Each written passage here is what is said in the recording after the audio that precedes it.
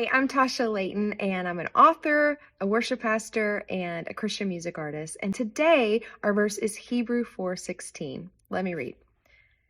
Let us then with confidence draw near to the throne of grace, that we may receive mercy and find grace to help in time of need.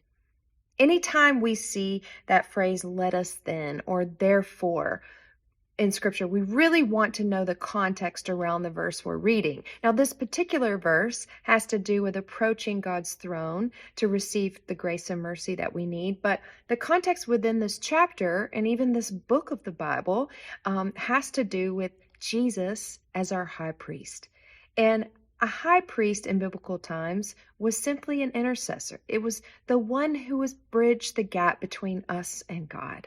And Jesus is our ultimate intercessor because he is the reason we're able to approach a holy God. He bridged the gap forever. He paid for our sin and offers forgiveness. And what I love about this is that God is not waiting to zap us or point a judgmental finger at us.